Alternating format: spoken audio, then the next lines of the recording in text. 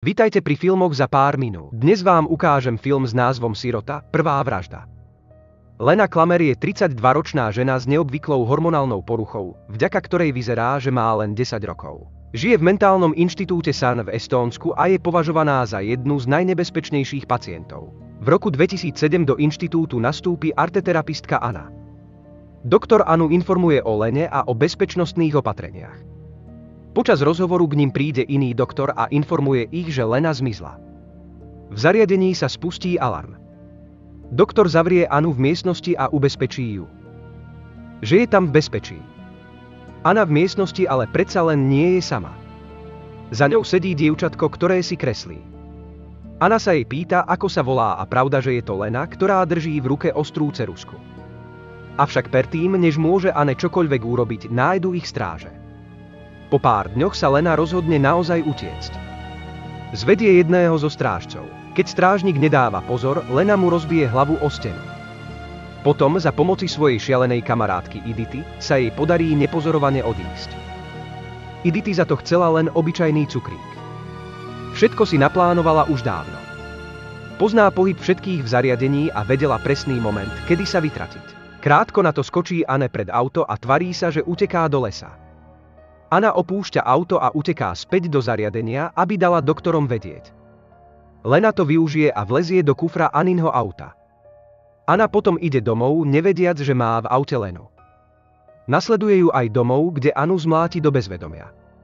Potom ide do jej pracovne a tam si na počítači vyhľadá zoznam nezvestných dievčat v Amerike a nájde takú, na ktorú sa podobá. Ide o Esther O'Elbright, ktorá je nezvestná od 2003. Lena sa prezlečie do Anninho oblečenia a rozhodne sa odísť. Anna sa však medzičasom zobudila. Prosí Lenu o zľutovanie, ale Lena ju bez rozmyslu domláti na smrť. Večer ide do parku a tvári sa, že sa stratila. Čoskoro k nej pristúpi estónsky policajt a pýta sa, či je v poriadku. Lena sa predstaví ako Esther O'Elbright a hovorí, že jej rodičia sú z Ameriky. Presúvame sa do Darien v Connecticute, kde bohatý umelec Ellen O'Elbright a jeho manželka Trisha sledujú svojho syna Gunnera na šermiarskom podujatí. Vidíme, že Ellen ešte stále nie je v poriadku so zmiznutím ich dcéry Esther. Pristúpi k ním detektív Donen, ktorý riadi prípad Esterinho zmiznutia. Informuje ich, že ich dcéra bola nájdená v Estónsku. Trisha cestuje do Estónska, aby sa stretla s Esther. Okamžite sa radostne objímajú a vracajú sa do Ameriky. Všetci sa tešia až na Gunnera. Aj Trisha začne byť podozrievavá, keď zistí, že si Esther nepamätá smrť ich babičky, a aj preto, že dievčatko vie kresliť až príliš dobre. Na ďalší deň ju Trisha vezme k psychologičke doktorke Segarovej, aby zistili dačo o jej živote v Estónsku. Po sedení si doktorka privolá Trishu. Esther sa však podarí naslúchať ich konverzácii. Doktorka hovorí, že všetky Esterin odpovede boli nesprávne a mnoho detailov nesedelo. Esther následne naschvál spadne a predstiera zranenie, čím docieli, že odchádzajú. Cestou domov si Esther všimne, že si ju niekto fotí. Je to detektív Donen. Esther sa bojí, že ju detektív prekukne.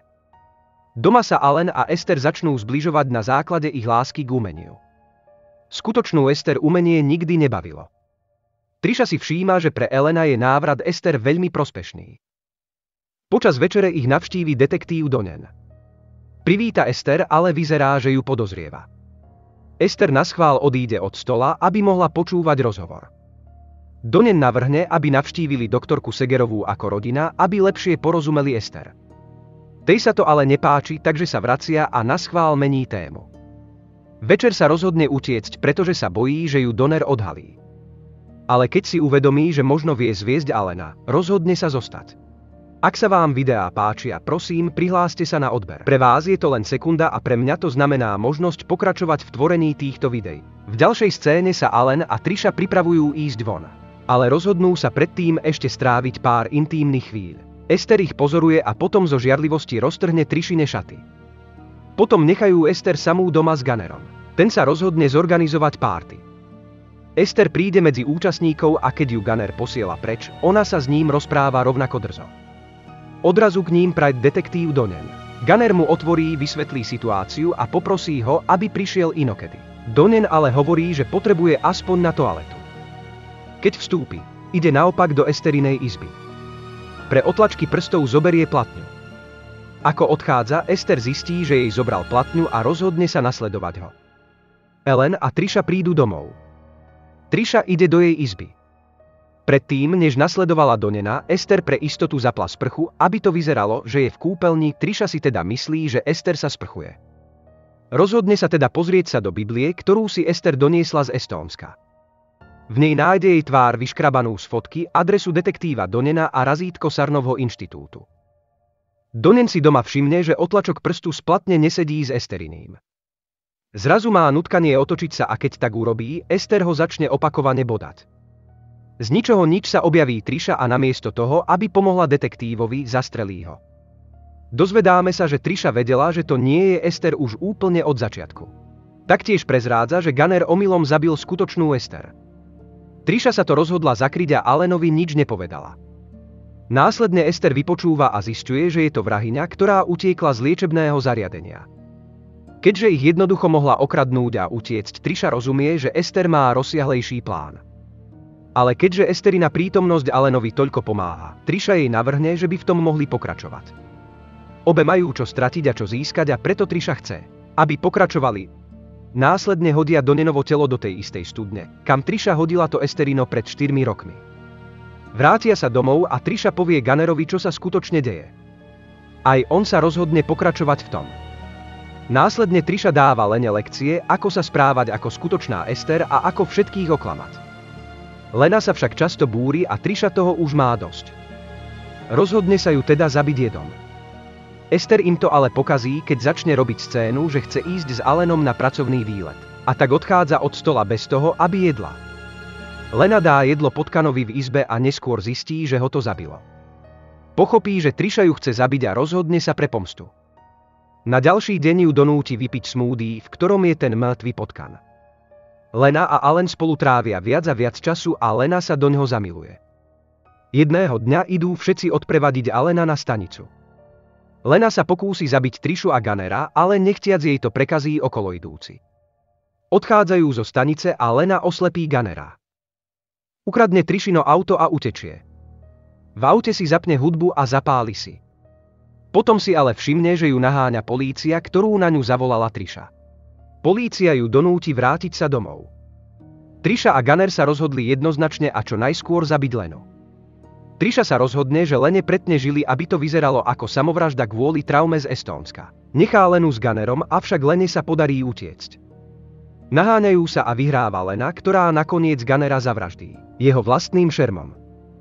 Trisha tiež nedáva pozor, nakoľko jej volá Allen, ktorý hovorí, že ide domov, lebo tiež dostal telefonát od polície ohľadom utekajúcej Ester. Trisha ich potom hľadá a nachádza Lenu nad Gunnerovým dobodaným telom. Začína sa krvavý boj medzi týmito dvoma ženami. Počas neho nechtiac zapália oheň v kuchyni, ktorý sa šíri neuveriteľne rýchlo.